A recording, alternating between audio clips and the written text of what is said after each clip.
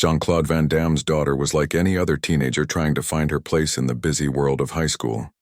She had a lively spirit, a strong sense of independence, and a love for martial arts that she had inherited from her father. She trained regularly, not only to stay fit but also because she enjoyed the discipline and focus it brought into her life. Martial arts gave her confidence, a way to channel her energy and a sense of control over herself, something every teenager secretly craves. She had dreams of one day competing professionally, maybe even following a path similar to her father's, but she also cherished the ordinary things, hanging out with friends, laughing at silly jokes, and losing herself in music or a good book. Despite her confident exterior, school life was not always easy. Teenagers, with their moods, insecurities, and sometimes cruel sense of humor, could be unpredictable. For the most part, she got along well with classmates. People liked her for her honesty, friendliness, and ability to stand up for herself without being arrogant. But a new boy had joined the school, someone who seemed determined to make life difficult for her. He was bigger than her, older in appearance though the same age, and carried himself with an attitude that made others uneasy. At first it was small, almost trivial things. He would bump into her in the hallways, knock her books to the floor, and mutter cutting remarks under his breath. People assumed it was harmless, part of the rough and tumble of school life, but it didn't feel harmless to her. Each encounter left her tense, anxious, and questioning why someone would take pleasure in making her feel small. She tried to ignore him. At first, she convinced herself it was not a big deal. She told her friends, "It's fine, he's just trying to get attention," and they nodded in agreement.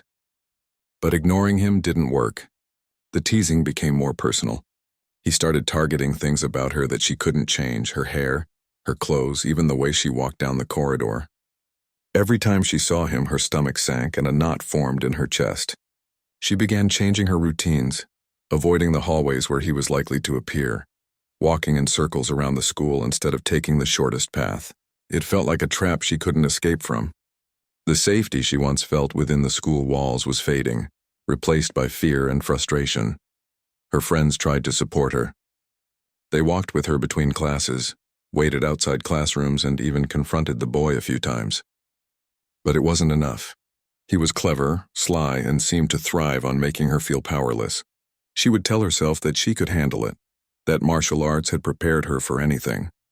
But this wasn't a fight she could anticipate with moves or strikes. This was psychological. He was getting into her mind, breaking her confidence with every cruel comment and sneer. She didn't want to bother her father. He was busy with work, filming movies, and traveling around the world. She wanted to handle things herself, to prove she was capable and strong, but the situation was slipping out of her control, and each day felt heavier than the last. What made it worse was how sudden it had all become. Just a few weeks ago, the boy had seemed harmless, maybe a little rude, but nothing serious. Now he had escalated to pushing her against walls, shoving her books out of her hands and cornering her in empty hallways. She could see the way he laughed, the way he looked down at her as if she were beneath him. The fear she tried to suppress became real in moments like these, and no amount of deep breathing or mental preparation could entirely block it out. She felt trapped. The school, which had always been her space for learning, laughing and growing, now felt like a maze of threats and whispers, where one wrong step could lead to another confrontation. Meanwhile, her father, Jean-Claude, had no idea what was happening. He assumed that school life was something she could navigate on her own. He had trained her well, taught her to be disciplined and focused, and trusted that her confidence would carry her through. He thought of martial arts not just as a sport, but as a way to build resilience, character, and courage. But he also understood that no matter how skilled she was physically, some challenges were not about fighting. They were about people's intentions, attitudes, and sometimes cruelty. He assumed she was safe, thinking that her training and awareness would prevent anyone from truly hurting her. One morning, as she walked to school with her backpack slung over her shoulder, she felt the familiar pang of dread. She had hoped to avoid the boy, taking a longer route to her first class. But as fate would have it, he appeared near the entrance, leaning casually against the wall with a smirk on his face. She froze for a second, trying to figure out whether to walk past him or change direction again. He noticed her hesitation and took a step forward, blocking her path. Her heart raced. Her training taught her to stay calm, to breathe steadily, and to assess a situation before reacting, but it was hard to think clearly when fear pressed in like a heavy weight. He began speaking, his words sharp and mocking, the kind that aimed not just to embarrass but to intimidate. She tried to keep her composure, keeping her head high and her voice steady, but every word he said chipped away at her confidence.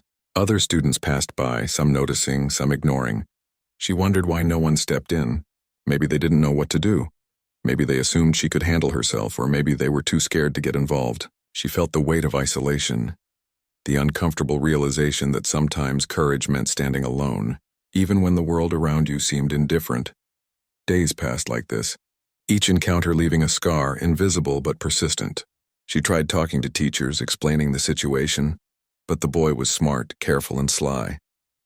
He presented a different version of events, turning the blame around, making her feel as though she were exaggerating or misinterpreting his actions. It was exhausting, emotionally draining, and frustrating. She felt trapped in a loop where nothing she did seemed to matter, where the balance of power was stacked against her. Despite everything, she refused to let the situation define her. She trained harder, pushed herself in martial arts, and found solace in the discipline it provided. Each kick, each movement was a reminder that she had strength, that she had control over herself even if she couldn't control others. She confided in a few trusted friends, sharing the fear, the anger, and the helplessness she felt. Their support was a lifeline, a reminder that even in moments of fear, she was not entirely alone. Her father, Jean-Claude, had planned a surprise visit to the school, unaware of the tension that had been building. He wanted to see her perform in a martial arts demonstration, to watch her skills and dedication firsthand. He arrived early that day, moving through the corridors, smiling at students and staff, completely unaware that trouble was brewing. The school seemed busy, students moving between classes, teachers in their offices. A regular day on the surface, but under that surface, the storm was about to hit. As she made her way to the gym for practice, she felt a familiar unease.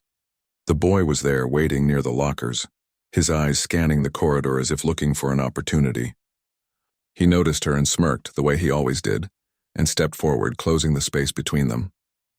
Her stomach sank and a wave of anxiety washed over her. She wanted to walk past, to ignore him, but fear and frustration collided inside her, making it difficult to think clearly. She could feel the adrenaline pumping, her martial arts instincts on edge, telling her to be ready to defend herself if needed. At that exact moment, her father's eyes caught the scene. From across the hallway, he saw the boy cornering his daughter, saw the fear in her eyes and the smirk on the boy's face. Time seemed to slow.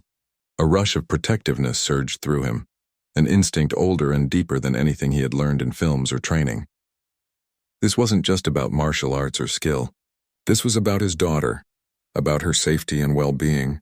He didn't move immediately, holding back, observing.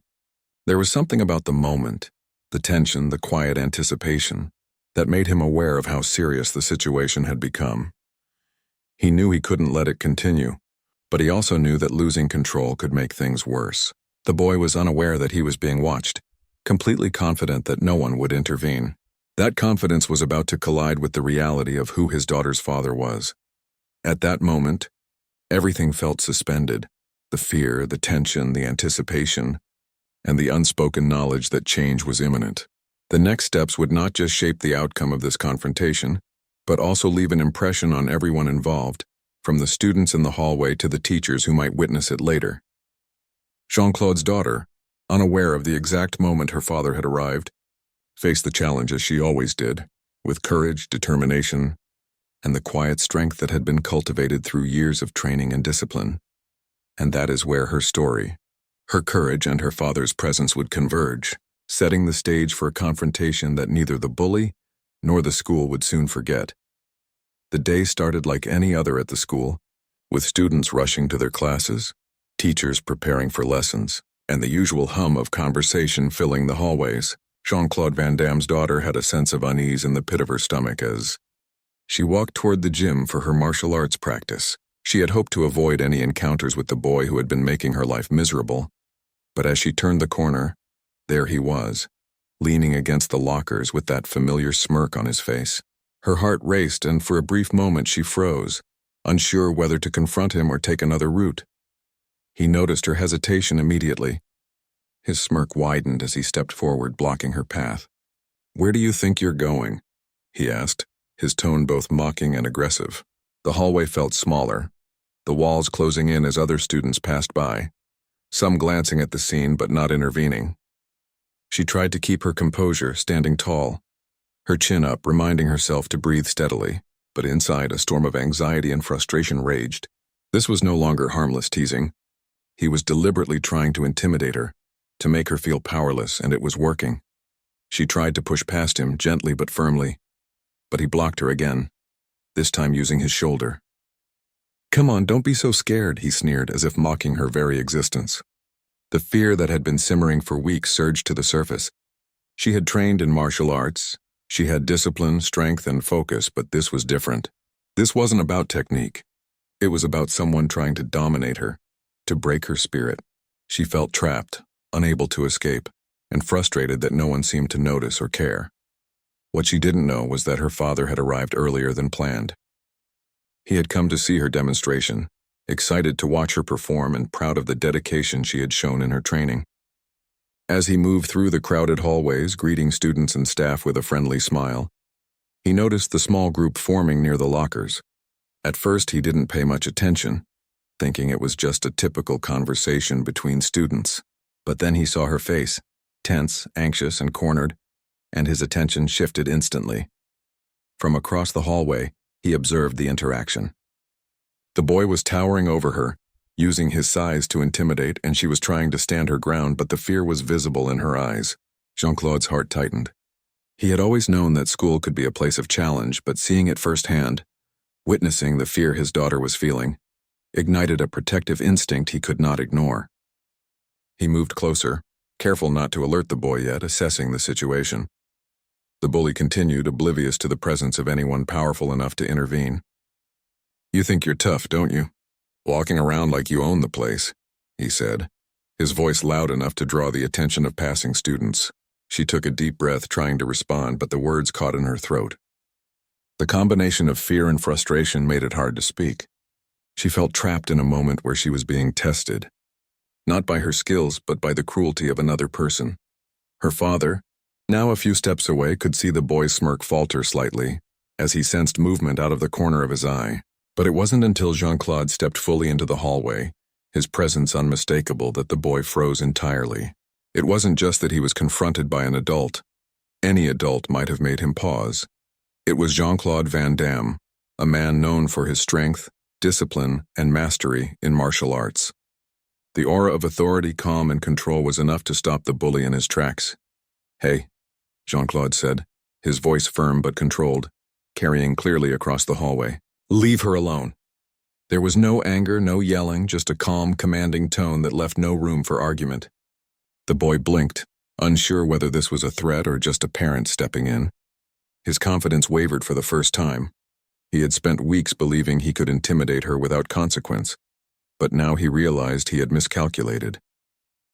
Jean-Claude's daughter felt a wave of relief wash over her. She had been trying to stay strong, to manage this on her own. But seeing her father step in brought a sense of security she hadn't felt in weeks. She knew he could handle the situation, that he would protect her without unnecessary force, and she felt the tension in her body ease slightly. The adrenaline was still there, but it was no longer fueled by fear. It was now a sense of reassurance and safety. The boy, trying to regain some control, laughed nervously. "It's nothing," he said, attempting to play it off. "I was just joking," but his voice lacked conviction. The smirk that had been so easy before was gone, replaced by uncertainty. He could see the calm determination in Jean-Claude's eyes, the quiet but undeniable strength in his posture. This was not someone to be underestimated, and for the first time the bully realized that his actions had consequences. Other students had gathered by now, drawn by the unusual tension in the hallway. They watched quietly, sensing that something important was happening. Some whispered to each other, recognizing the father and understanding why the boy had suddenly lost his bravado. The dynamic of power had shifted, and the hallway, which had felt like a trap for his daughter moments before, now seemed like a stage where justice and protection had arrived. Jean-Claude took another step closer, his presence even more commanding. "I don't care who you think you are or what you've been doing," he said, his voice steady. You do not treat my daughter or anyone else like this. Understood? The words were simple, direct, and carried a weight that made it impossible for the boy to dismiss. He swallowed hard, realizing that this was not a moment for arrogance or defiance. The boy's friends, who had been lingering nearby, now seemed unsure. They had supported his bullying in the past, thinking it harmless or amusing, but they could see the authority and seriousness in Jean-Claude's demeanor. Some took a step back, while others looked around, realizing that this confrontation was far bigger than they had expected. The entire scene was a lesson in presence, discipline, and the consequences of one's actions. Jean-Claude's daughter finally found her voice. "I just want to go to class," she said quietly but firmly. Her words, though simple, carried a strength born from weeks of tension, fear, and frustration.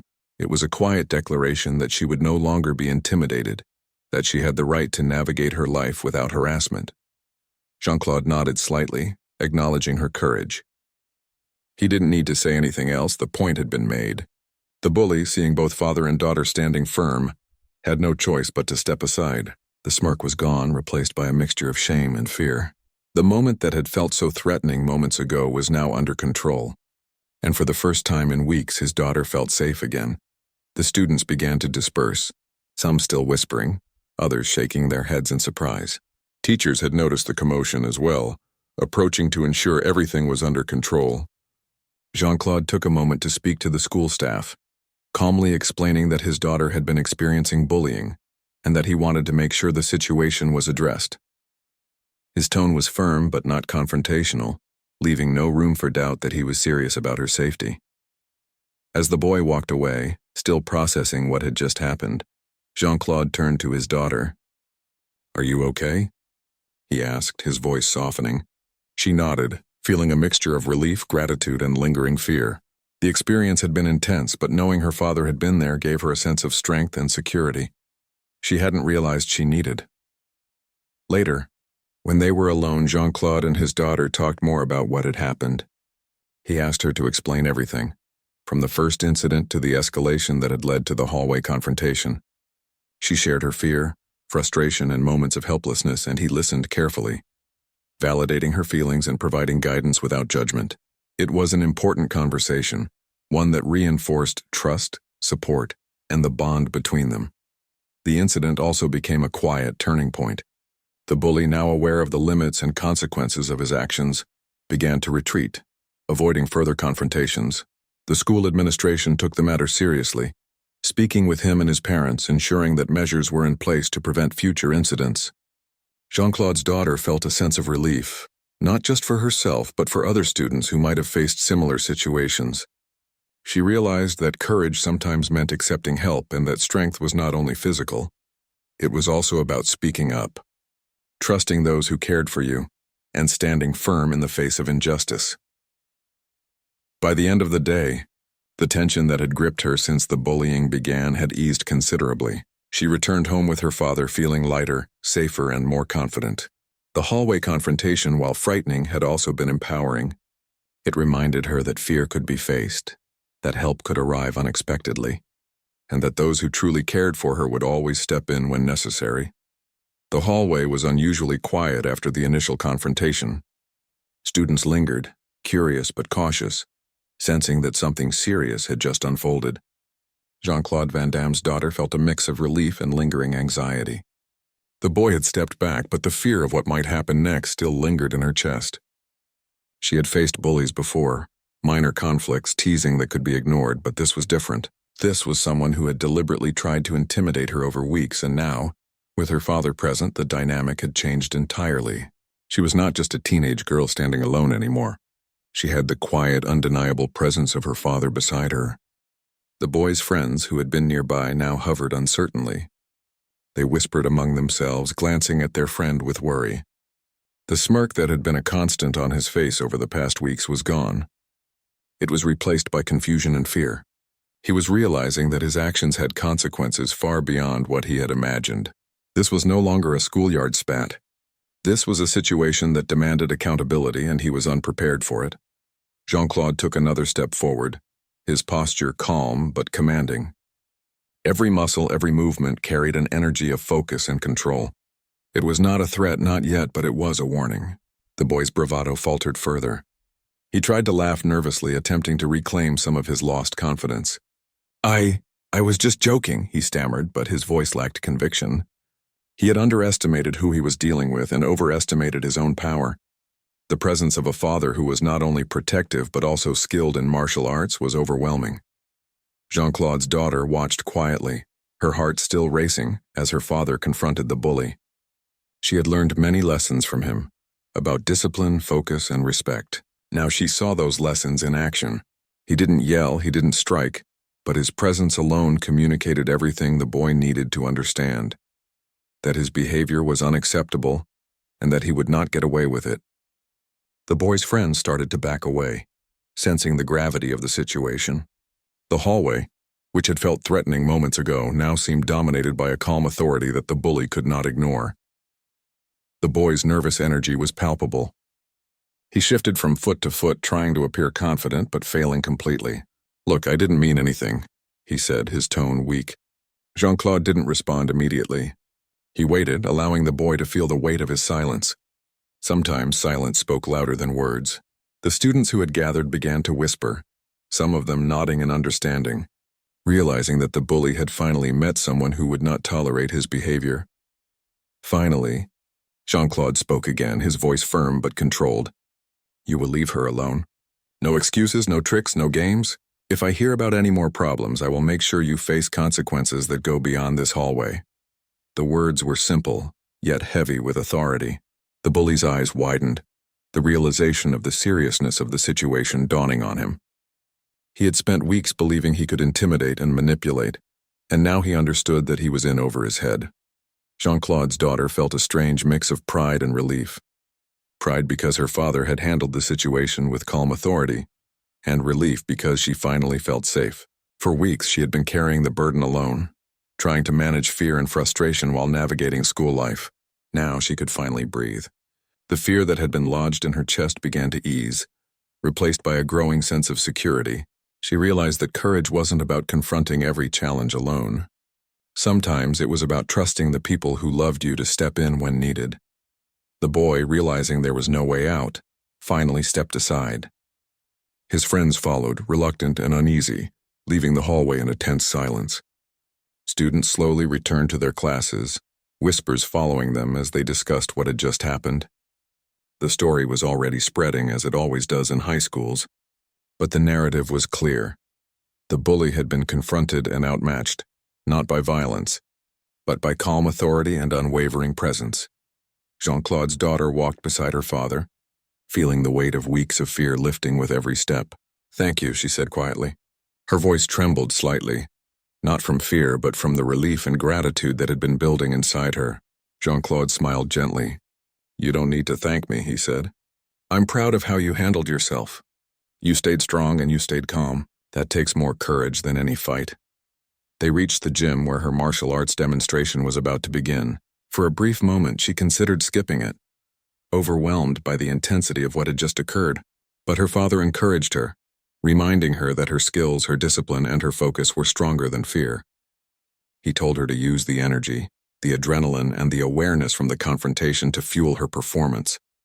With a deep breath, she stepped onto the mat, her body tense but her mind focused, ready to demonstrate the years of training and dedication she had poured into martial arts. The demonstration began, and for the first time that day, she felt completely in control. Each movement, each kick, each stance was precise and deliberate. The fear from earlier in the day had transformed into focus, and every observer could see the confidence radiating from her. Jean-Claude watched with pride, recognizing not just her skill but her resilience. She had faced fear, anxiety, and intimidation, and yet she had remained composed, disciplined, and strong. The demonstration ended to applause from students and teachers alike. Her father came forward, clapping with genuine admiration. "You did incredible," he said, smiling.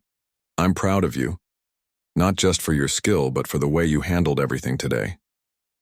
She smiled, feeling the weight of his words. It wasn't just about martial arts. It was about courage, resilience, and the power of standing up to challenges, whether with skill, presence, or support from someone who cared. Later, when they were alone, Jean-Claude and his daughter talked about the day. She shared every detail of what had been happening over the past few weeks, the fear, the frustration, and the helplessness she had felt. He listened attentively, validating her feelings and reinforcing the importance of standing up for herself, while also recognizing when to seek help. It was an important lesson. Strength was not only about skill or bravery, but also about trust, communication, and knowing when to rely on others.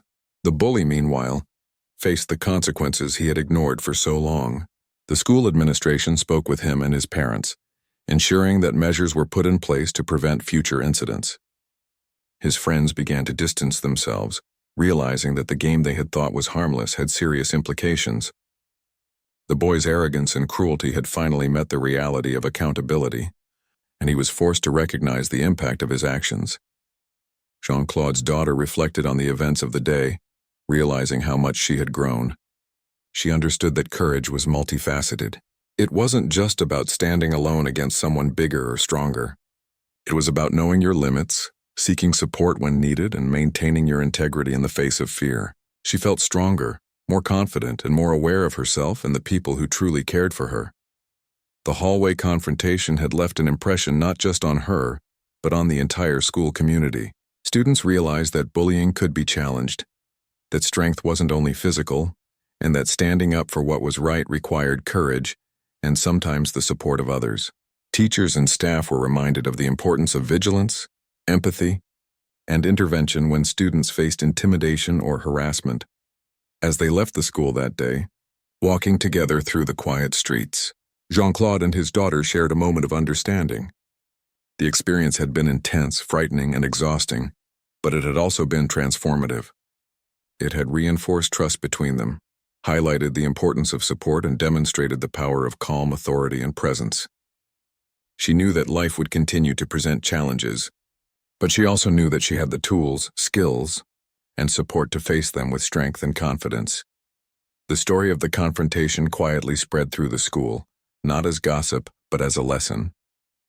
It became a reminder that fear could be confronted, that strength came in many forms, and that standing up for oneself sometimes required the courage to accept help. Jean-Claude's daughter, now more aware of her own resilience and the support she could rely on, felt a sense of empowerment that would carry her through the days ahead. By the end of the day, the tension that had dominated her school life for weeks had finally lifted. She had faced fear, witnessed accountability, and experienced the unwavering presence of someone who loved her. The bully had been confronted not through violence but through discipline, authority, and courage. And she had emerged stronger, not just in skill but in spirit, ready to face whatever challenges lay ahead. After the hallway confrontation, life at school began to settle, but the days that followed were filled with reflection, conversation, and the subtle changes that come after a significant event. Jean-Claude Van Damme's daughter felt a mixture of relief, pride, and lingering tension. The immediate fear was gone, but the emotional impact of weeks of bullying and the sudden intervention of her father left her thinking deeply about courage, trust, and how to navigate difficult situations. It was a time of understanding what it truly meant to stand up for oneself and the role others play in our lives. In the classroom, things slowly returned to routine. Teachers noticed her more attentive, her posture more confident. She walked with a quiet assurance, no longer shrinking from hallways or avoiding the boy who had tormented her. He had retreated after that day, realizing he could not challenge someone like her father and that the consequences of his actions were real.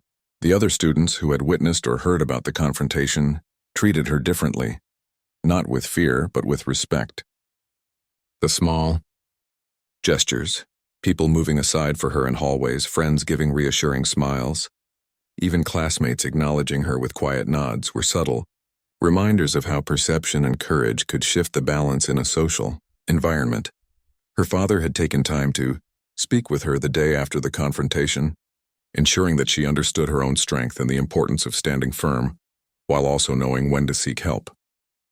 "You did everything right," he told her. "You stayed calm, you stayed focused, and you didn't give him the satisfaction of seeing you lose control. That is real strength. Not just your skill, but your ability to remain composed under pressure." His words carried more weight than any praise for her martial arts technique. They were about character, judgment, and the growth that comes from facing fear and injustice directly. She thought about the events over the past weeks. The small things the bully had done, the whispered insults, the shoving, the mocking, had weighed heavily on her. Each day had felt like a challenge to navigate, trying to balance her training, friendships, and schoolwork, while avoiding unnecessary confrontations.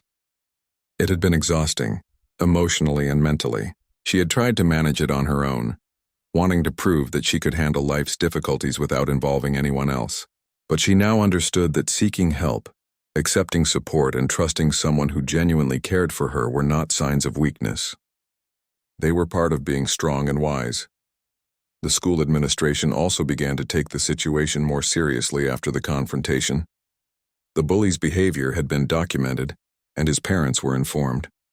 Meetings were held to ensure that proper measures were taken to prevent further harassment.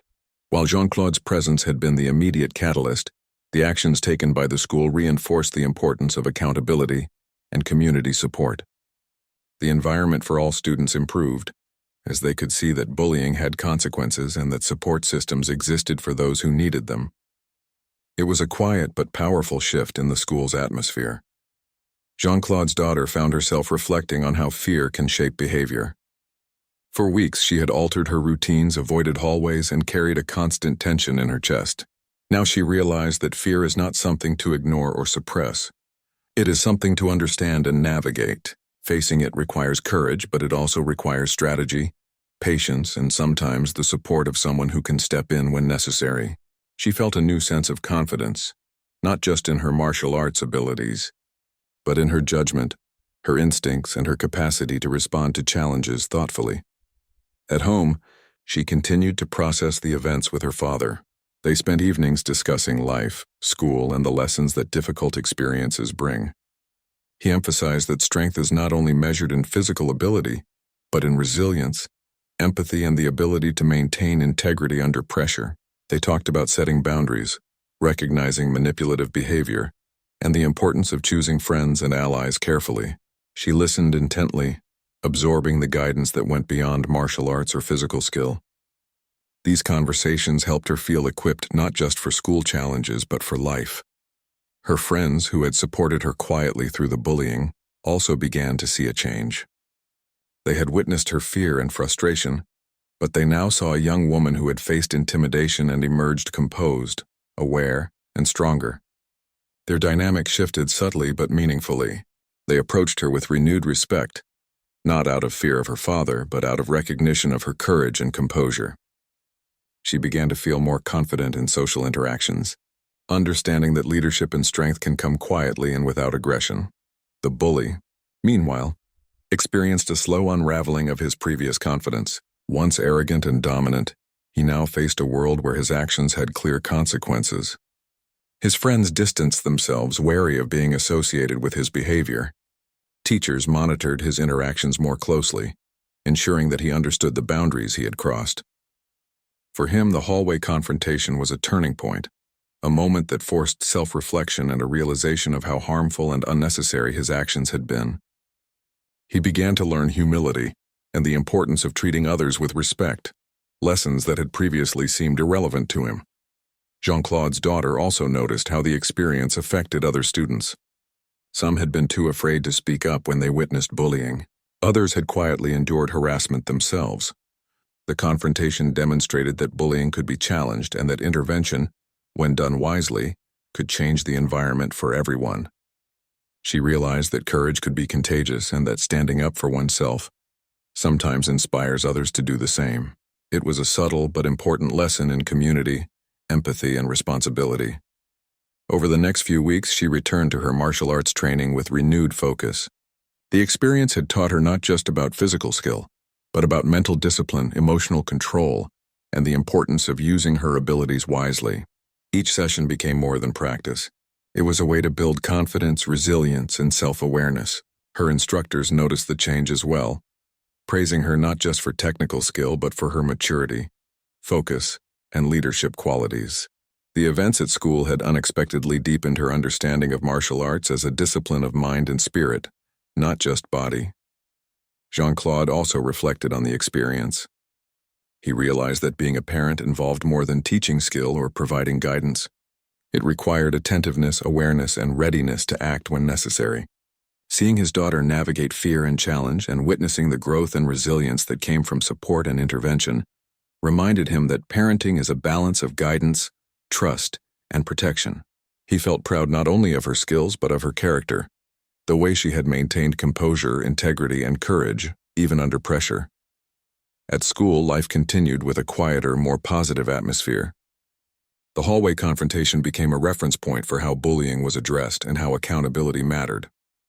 Students began to respect boundaries, teachers reinforced the importance of intervention, and those who had been afraid to speak up realized that support and courage could make a difference.